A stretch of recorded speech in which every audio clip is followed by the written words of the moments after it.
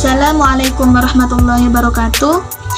Baiklah, pada kesempatan kali ini kami dari kelompok 8 akan membahas tentang ayat Al-Quran yang menggunakan pendekatan semiotika Roland Barthes.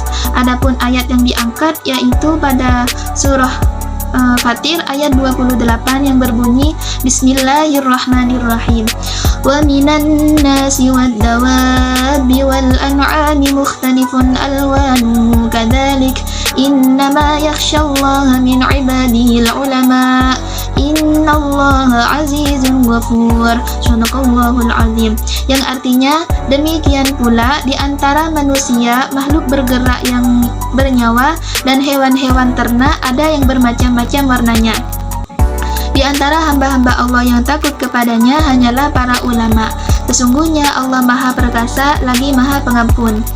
Ayat ini menjelaskan tentang Allah menciptakan binatang ternak dengan bermacam-macam warnanya, meskipun jenisnya satu. Dan bahkan ada binatang yang satu namun memiliki banyak warna. Dan hal ini adalah tanda kekuasaan Allah yang diketahui secara mendalam. Dan hanya ulama yang benar-benar menyadari dengan tanda-tanda kekuasaan Allah. Adapun asbabun nuzul dari surah Fatir ayat 28 ini yaitu diriwayatkan dari Al-Hafidh Abu Bakar Al-Bazar dalam kitab ustadznya, yaitu Haddatsana Al-Fadl ibnu Sahli, Haddatsana Abdullah ibnu Umar ibnu Aban ibnu Shalih, Haddatsana Ziyad Abdullah an Atha ibn Sa'id an Sa'id bin Jubair an Sa'id bin Jubair an Ibnu Abbas qala ja'a rajulun ila Nabi sallallahu alaihi wasallam faqala ayasbugu rabbuka qala na'am subhan la yunfat ahmara wa asfara wa abyada. Telah menceritakan kepada Al-Fadl ibnu Sahl, kepada Abdullah ibnu Umar ibnu Aban ibnu Shalih, telah menceritakan kepada Ziyad bin Abdillah dari Atha ibn Sa'id dari Sa'id bin Jubair dari Ibnu Abbas berkata, ja'a rajulun ilan Nabi. Mereka datang kemudian bertanya kepada Nabi Muhammad, yaitu, apakah Tuhanmu memberi warna? Kemudian Nabi Muhammad menjawab, ya, warna yang tidak pernah luntur itu warna merah, kuning, dan putih.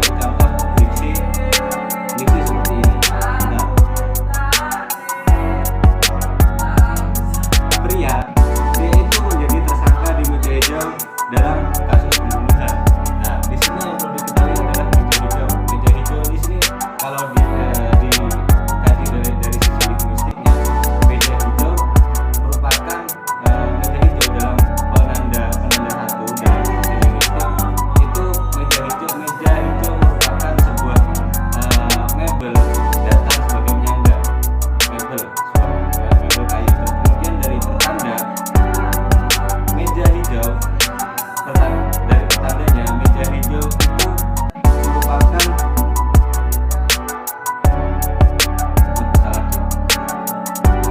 Jadi seperti ini, penanda satu, meja hijau itu adalah penanda satu. Kemudian di pertanda satu, meja hijau merupakan label yang berbentuk datar sebagai penyangga. Itu petandanya. Kemudian tandanya adalah meja hijau merupakan sebuah label datar sebagai penyangga. Berarti dipandang dari segi linguistik, jadi nggak akan nyambung dari keseluruhan teks yang bisa diartikan. Karena teks tadi kan diksinya gini, pria itu menjadi tersangka di meja hijau dalam kasus tersebut. Nah, maksudnya apa meja hijau di sini? Kan belum diketahui. Kemudian kalau Roland Barthes ini akan dilanjutkan dengan kajian mitologi. Di kajian mitologi ada penanda dua, ada penanda dua, dan ada tanda dua. Penanda dua meja hijau. Di penanda dua, meja hijau adalah mebel berwarna hijau yang memiliki permukaan datar dan kaki sebagai penyangga. Penanda dua itu merupakan hasil daripada linguistik tadi. Kemudian di penanda dua bisa dikatakan bahwa meja hijau ini adalah sebuah ruang peradilan, karena dari sisi susunan kalimat, pria ini menjadi tersangka ketika menjadi tersangka, kemudian lain hanya ada di peradilan. Kemudian tanda duanya adalah maka kesimpulan daripada susunan kalimat itu tadi artinya adalah pria itu merupakan orang yang tersangka, orang yang didakwa di tengah meja peradilan. Jadi itu makna daripada meja hijau, dan itu merupakan susunan daripada teori linguistik serta mitologi.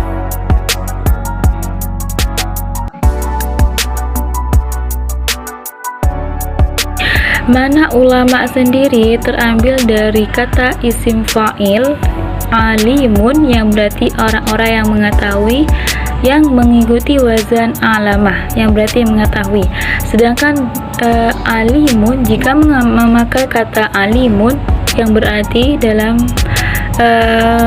nahwu sorofnya ialah sigat mubalaghah, yang berarti sang maha, yang sangat, yang berarti maha mengetahui. Maka di sini mana denotasinya, yaitu terambil dari kata isim fa'il, yaitu orang-orang yang mengetahui. Maka ulama ialah orang-orang yang mengetahui.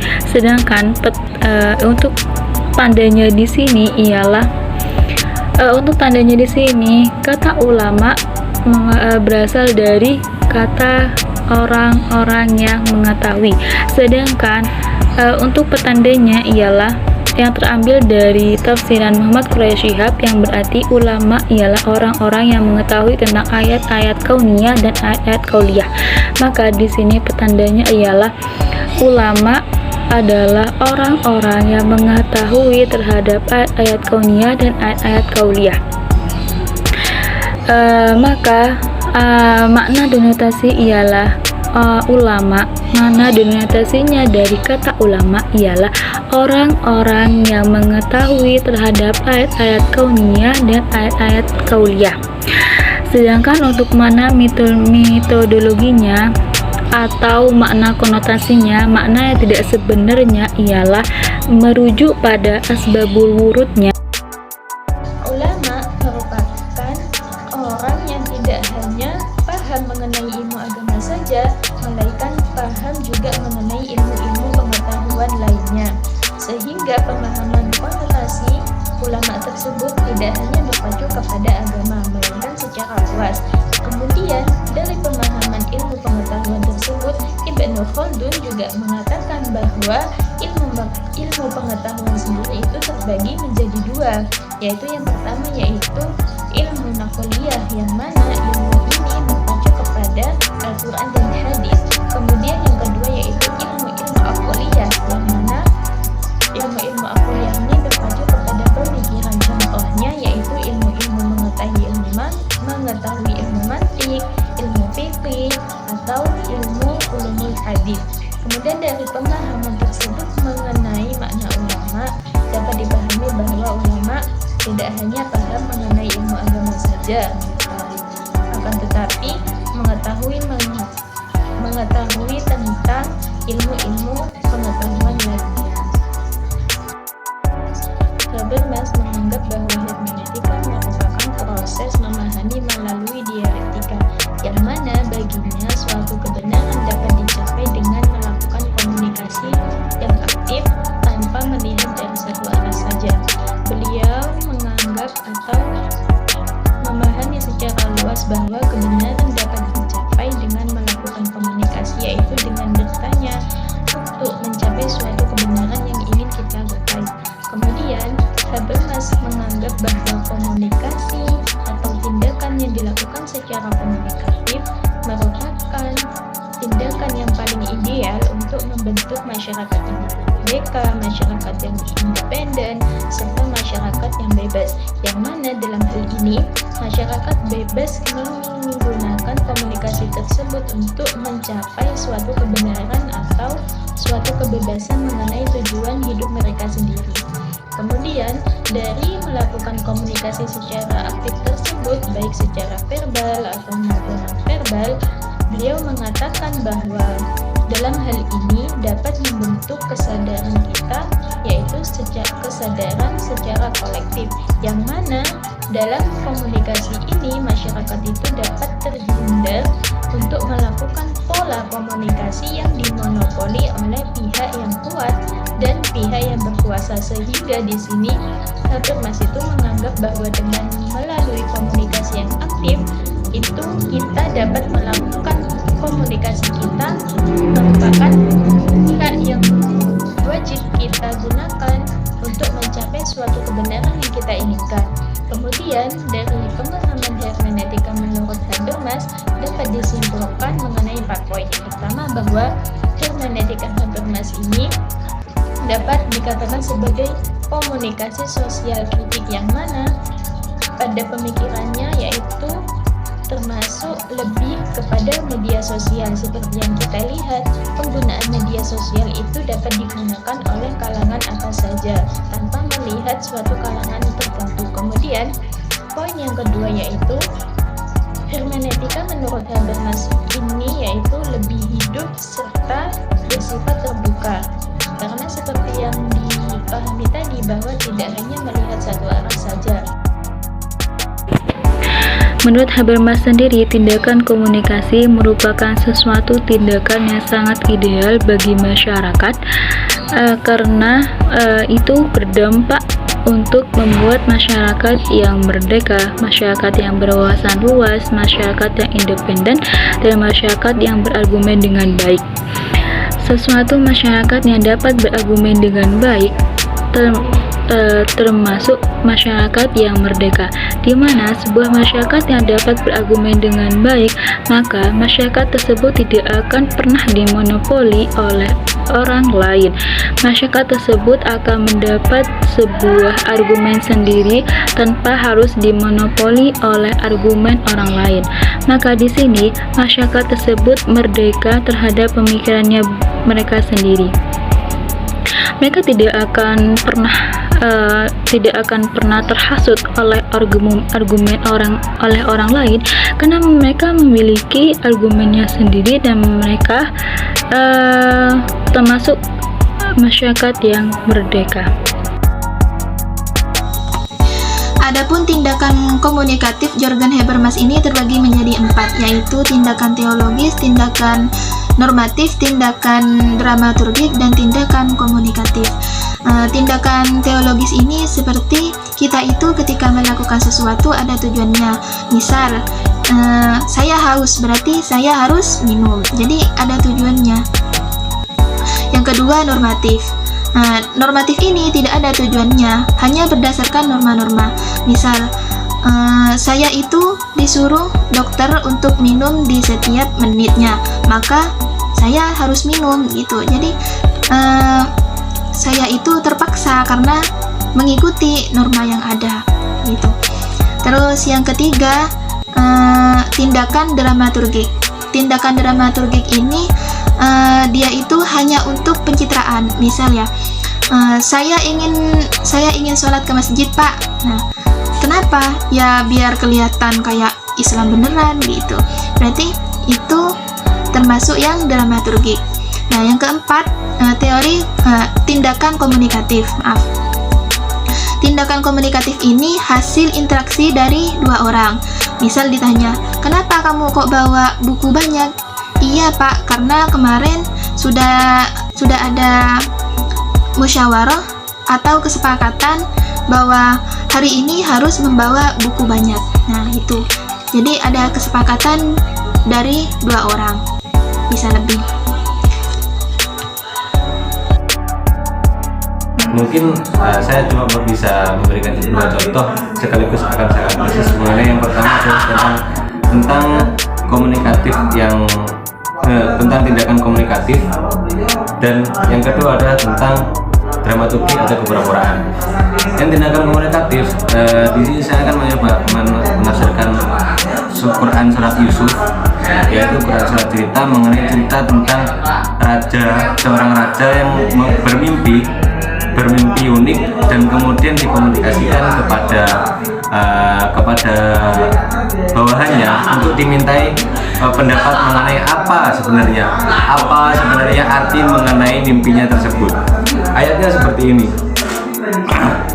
Maqalal maliku inni, bismillahirrahmanirrahim. Maqalal maliku inni ara sab'a baqaratin simani ya'kulunna sab'un ijafu wa sab'a sumbulatin khadri wa ukhra yabasat. Qalu ya ayyuhal malau aftuni fi ru'yaya in kuntum liru'ya ta'burun. Jadi di sini secara keseluruhan seorang raja ini bermimpi mengenai dia bermimpi ada 7